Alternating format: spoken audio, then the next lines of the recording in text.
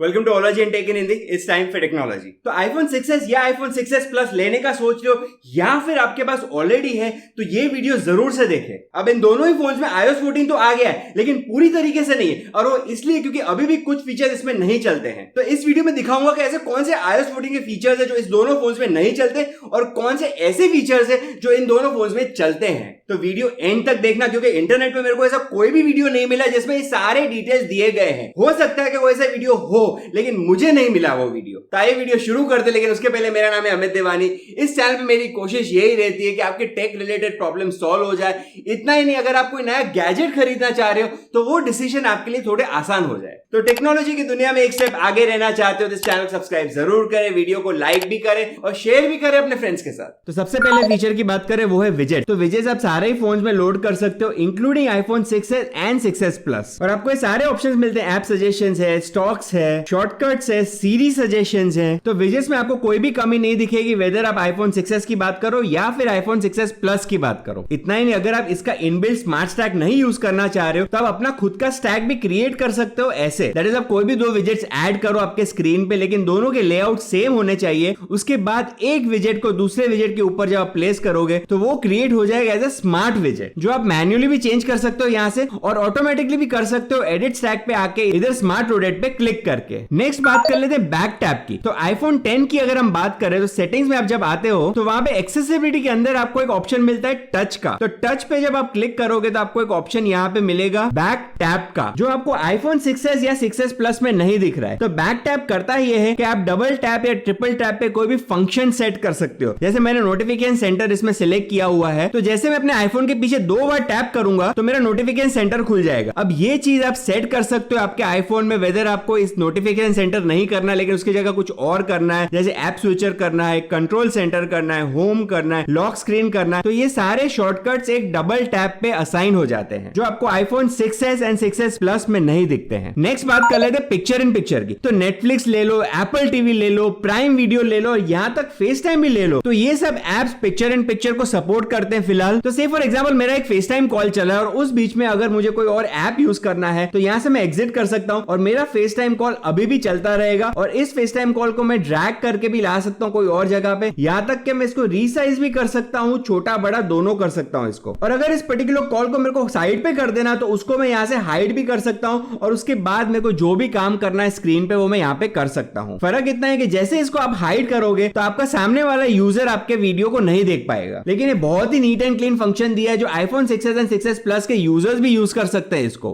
अब iOS 14 में एक ऐप क्लिप का ऑप्शन मिला है, दैट इज आप कोई भी रेस्टोरेंट में जाते हो और वहां के रेस्टोरेंट में अगर आपको उसका ऐप डाउनलोड नहीं करना है तो एक छोटा वर्जन आता है ऐप का which is known as an app clip, जो आप खोल के वहां से ऑर्डर भी प्लेस कर सकते हो। अभी ऐप क्लिप डाउनलोड करने के लिए बहुत सारे तरीके, उनमें से एक तरीका है NFC टैग का। तो NFC टैग करने के लिए आपको कंट्रोल सेंटर में आना है, वहां पे आपको ये ऑप्शन मिलता है जो क्लिक करके आप उस रेस्टोरेंट का टैग रीड कर सकते हो, लेकिन ये ऑप्शन आपको iPhone 6s and 6s plus में नहीं मिलता है। आप देख सकते हो कि सेटिंग्स में कंट्रोल सेंटर के अंदर आपको NFC टैग रीडर नए फोन्स में दिख जाएगा, लेकिन आईफोन 6s 6s प्लस में आपको ये ऑप्शन कहीं पे भी नहीं मिल रहा है। नेक्स्ट आपको ये तो पता होगा कि फोटोज में आप कोई भी फोटो को यहाँ पे आके हाइड कर सकते हो। अब एक बार आपने फोटो को हाइड कर दिया तो ये फोटो हिडन फोल्डर के अंदर आ जाता है। तो कहने का मतलब अगर आप ये फोन किसी को भी देते हो तो आराम से आपके फोटोज के एल्बम में आके वो हिडन वाला फोटो देख सकता है। लेकिन iOS 14 में एक ऑप्शन दिया है सेटिंग्स में, आप जब आओगे वहां पे आप फोटोज पे आओगे तो यहाँ पे हिडन एल्बम को आप हाइड कर सकते हो। उसके लिए आपको यहाँ पे अनटिक कर देना है, और अब जब आप वापस फोटोज में आते हो तो आपको हिडन वाला एल्बम नहीं दिखेगा। तो यस, ये वाला फीचर आपको iPhone 6s and 6s plus में दोनों में दिख जाएगा। लेकिन अगर स्पेशल ऑडियो की बात करें तो वो आपको iPhone 6s and 6s plus में नहीं दिखेगा।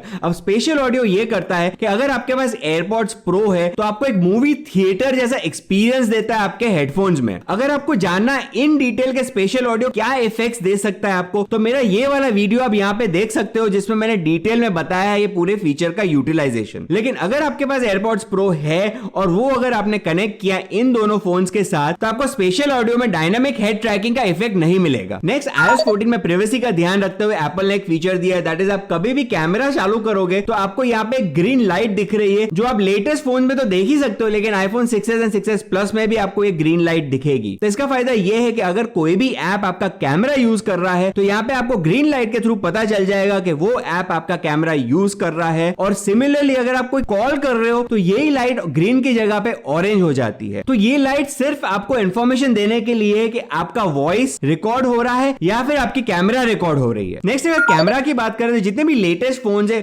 उसमें आप फोटोज या वीडियोस लेते वक्त एक्सपोजर कंपेंसेशन वैल्यू लॉक कर सकते हो, लेकिन iPhone 6s या फिर 6s प्लस की बात करें तो आपको ये ऑप्शन यहाँ पे कहीं पे भी नहीं दिखेगा। अब एक्सपोजर कंपेंसेशन वैल्यू का काम इतना ही है कि कोई भी इमेज को आपको डार्कर बनाना है या फिर ब्राइटर बनाना है तो वो ये वाला फीचर कर सकेगा। लेकिन ये भी है कि अगर आप कोई third party camera app install करते हो आपके iPhone 6s में तो आप ये वाला फीचर यूज कर सकते हो वहां पे, लेकिन जो नेटिव कैमरा है उसमें आपको ये फंक्शन नहीं मिलेगा। नेक्स्ट अगर आप सफारी में आते हो तो वहां पे एक ऑप्शन मिलता है डबल ए का, उस पे जब आप क्लिक करोगे तो यहाँ पे आपको एक प्रिवेसी रिपोर्ट का ऑप्शन मिलता है। अब प्रिवेसी रिपोर्ट ये करता है कि जो भी वेबसाइट आपने विजिट किए अगर उनमें से कोई भी वेबसाइट ने आपको ट्रैक करने की कोशिश की है तो वो ब्लॉक कर देगा और यहाँ पे आपको दिखाएगा कि ऐसे कौन सी वेबसाइट है जिसने आपको प्रोफाइलिंग करने की कोशिश की है। तो ये आपको iPhone 6s 6s प्लस में तो दिखेगा ही दिखेगा और लेटेस्ट फोन्स में भी आपको ये ऑप्शन दिख जाएगा। तो ये एक बहुत ही इंपॉर्टेंट प्राइवेसी फीचर दिया iOS 14 में। इतना ही नहीं, पासवर्ड मॉनिटरिंग भी आपको दोनों ही फोन्स में दिख जाएगा। तो सफारी क्या करता है कि वो सिक्योरली मॉनिटर करता है आपके सारे सेव्ड पासवर्ड्स को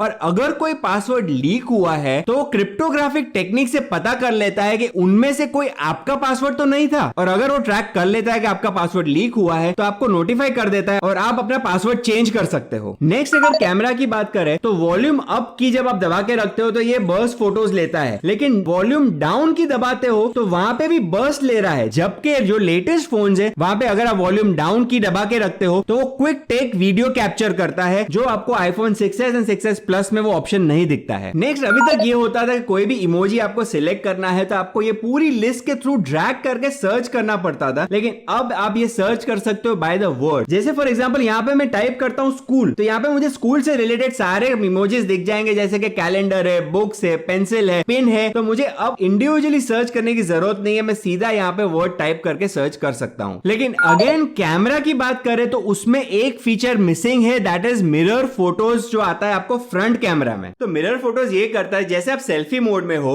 तो आपको यहाँ पे फैन दिख रहा है राइट साइड पे, लेकिन जैसे आप ये पिक्चर क्लिक करोगे तो एक्चुअल पिक्चर में आपको फैन दिखेगा लेफ्ट साइड पे। तो जैसे आप मिरर फोटोज को सेटिंग्स में ऑन कर दोगे तो आपको फोटो लेते वक्त जो चीज जो साइड पे दिख रही है वही साइड पे फाइनल फोटो में दिखेगी। तो ये फंक्शन आपको कैमरा की सेटिंग्स में iPhone 6s and 6s plus में नहीं दिखेगा। नेक्स्ट बात कर ले मेरे फेवरेट फीचर की, दैट इज शॉर्टकट्स। तो शॉर्टकट्स में जब आप ऑटोमेशन में आते हो वहां पे क्रिएट पर्सनल ऑटोमेशन में आते हो तो आपको बहुत सारे नए एडिशन मिलते हैं यहाँ पे। अब इसके पहले वाले वीडियो मैंने आपको बताया था low power mode, battery level और चार्जर को कैसे आप यूज कर सकते हो, लेकिन इस वीडियो में आपको दिखाऊंगा अगर आपको ईमेल आता है तब आप क्या क्या चीजें कर सकते हो इसमें। लेकिन आगे बढ़ने से पहले मैं आपको ये बता दूं कि ये वाला फीचर आपको iPhone 6s plus and iPhone 6s दोनों में ही दिख जाएगा। तो सबसे पहले तो यहाँ पे मुझे एक सेंडर सिलेक्ट कर देना है। उसके बाद अगर मैं चाहूं तो मैं सब्जेक्ट भी यहाँ पे सिलेक्ट कर सकता हूँ। फॉर एग्जाम्पल मैं हाई कर देता हूँ यहाँ पे। अब मुझे ये करना है कि अगर ये सेंडर मुझे ईमेल करता है जिसका सब्जेक्ट लाइन हाई होनी चाहिए तो क्या एक्शंस होने चाहिए मेरे आईफोन में ऑटोमेटिकली। तो उसके लिए पहले मैं ऐड एक्शन पे आऊंगा, वहां पे मैं सिलेक्ट कर सकता हूँ सेंड ईमेल को। तो अब होगा ये कि जब भी ये सेंडर मुझे ईमेल करेगा तो ऑटोमेटिकली एक रिप्लाई चले जाना चाहिए उसके पास, और उसके लिए मुझे ये सारे फील्ड्स को फिलअप करना है और रिसिपेंट की जगह पे मुझे वही ईमेल आईडी को वापस डाल देना है। अब जब मैं नेक्स्ट करता हूं और डन करता हूं तो ये वाला शॉर्टकट मेरा क्रिएट हो जाएगा मेरे शॉर्टकट्स के ऐप में। तो ये तो मैंने सिर्फ आपको एक एग्जांपल दिया, आप बहुत सारे परम्यूटेशन कॉम्बिनेशन कर सकते हो इस शॉर्टकट्स की ऐप में।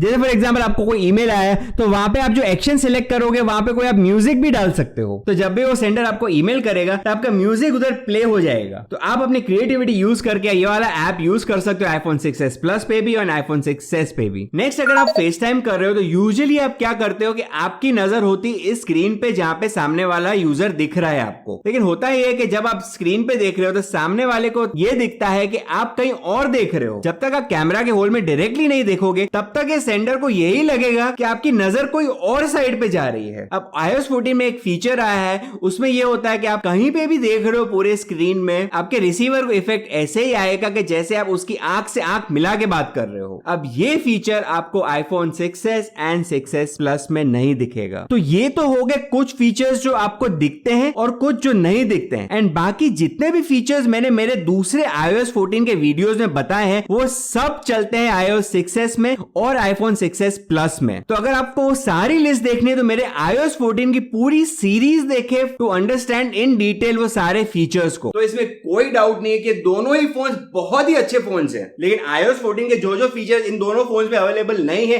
वो अगर आपके लिए बहुत ही इंपॉर्टेंट है तो आप अपना परचेसिंग डिसीजन रिकंसिडर कर सकते हो। लेकिन मेरे हिसाब से अगर ये मिसिंग फीचर्स आपके लिए इतना इंपॉर्टेंट नहीं है तो iOS 14 इन दोनों फोन्स में बहुत ही बढ़िया काम करते हैं और मैं दोनों ही फोन्स में iOS 14 यूज करता हूं। तो इतना ही था दोस्तों इस वीडियो के लिए, और जाने से पहले shout out to the comment winner.